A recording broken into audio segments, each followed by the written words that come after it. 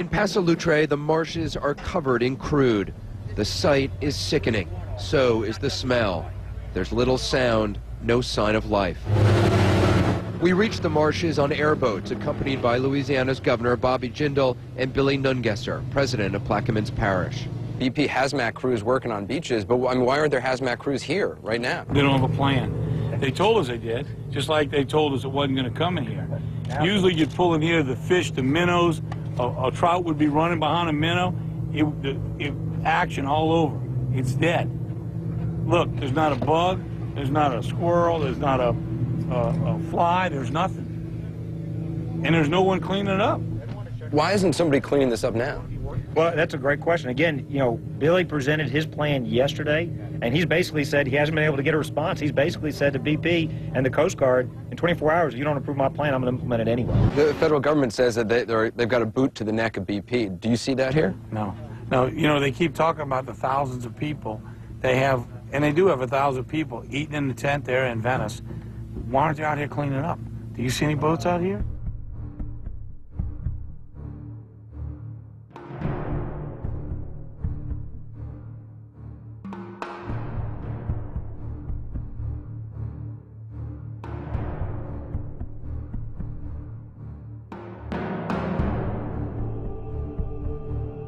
General Allen could step up to the plate and say, enough's enough. I'm putting Joe Blow in charge, and he's going to have somebody over each parish that can make the decision. We're going to get him the boom. We're going to go ahead and say, let's pump every Barry Island, and we are going to do everything physically possible to keep this all from coming ashore. When I got in the helicopter the first time with Stanton, head of New Orleans, and he said, oh, don't worry, Mr. President, we're going to help you clean up. I turned to him and said, land this chopper. There is no cleanup in South Louisiana. You either prevent it from getting or we're dead. We're going to die a slow death because they didn't hear the warning way back when. And that's the bottom line. There is no leadership. When I got this number 7 excuse, we don't have enough money. This will take 1/3 of the budget for the whole cleanup. You can't do it in 6 months. Well, I want to know what expert has more detailed information and the people who've been doing dredging for 30 years. Everybody should know everything going on. That's what's wrong with the process. There's too many secrets. Nobody can tell me they are holding up the project. They got to have a name. Give me somebody to put my hands around their neck. What would you tell your people in your parish right now? We try. We're trying, but we got a brick wall in front of us. If they would have said, Billy, do what you need to do, and we'll support you. That's what the United States is supposed to do. We would have had a Barry Island pump by now, because I'd have put every marsh buggy, every barge with a bucket on it. We'd have built a Barry Island. Trees would be growing by now. I guarantee you. We'd have protected it, and we'd have had 89% of us all outside, not in the marsh. It's going to cost 50 times what we estimated it would have spent. But what the hell is an emergency permit if they got to tear it?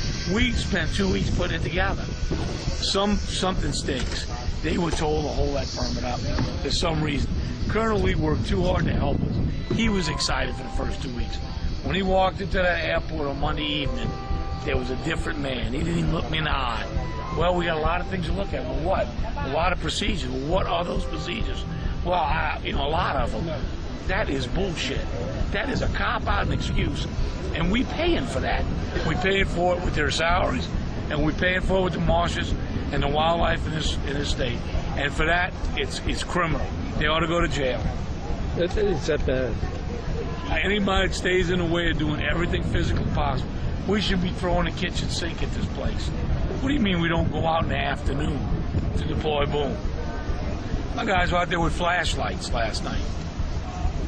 You know what? There's nobody in charge that has any passion for doing the right thing. It's a job to them. Guy at BP met me going through the road. I'm going home for the weekend. I'm like, Greg, I didn't even know it was the weekend. Glad you could go home for the weekend. Absolutely ridiculous. I'm asking why you don't take control of the whole operation. Again, maybe I'm just not being, over the course of several weeks, have been clear on this. It is their responsibility. They have the legal responsibility and the technical expertise to plug the hole.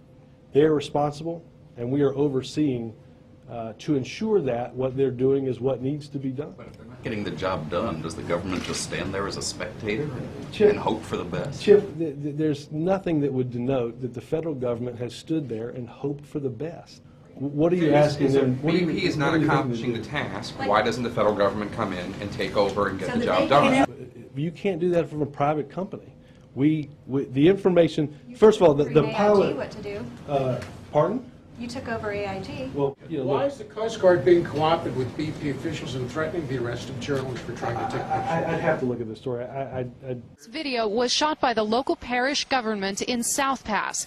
When we tried to reach the beach, seen here and covered in oil, a boat of BP contractors with 2 Coast Guard officers on board told us to turn around under threat of arrest. This is BP people, it's not ours.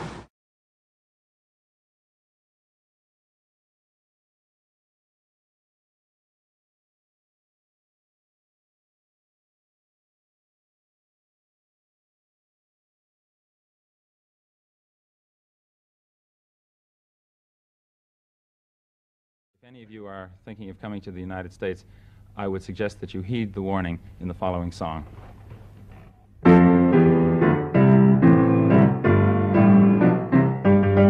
If you visit American City, you will find it very pretty. Just 2 things of which you must beware. Don't drink the water and don't breathe the air. Pollution, pollution, we got smog and sewage and mud.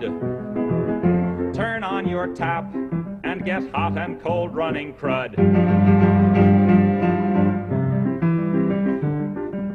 See the halibuts and the sturgeons being wiped out by detergents. Fish gotta swim and birds gotta fly, but they don't last long if they try. Pollution, pollution, you can use the latest toothpaste and then rinse your mouth with industrial waste. Just go out for a breath of air and you'll be ready for Medicare. The city streets are really quite a thrill. If the hoods don't get you, the monoxide will. Pollution, pollution, wear a gas mask and a veil.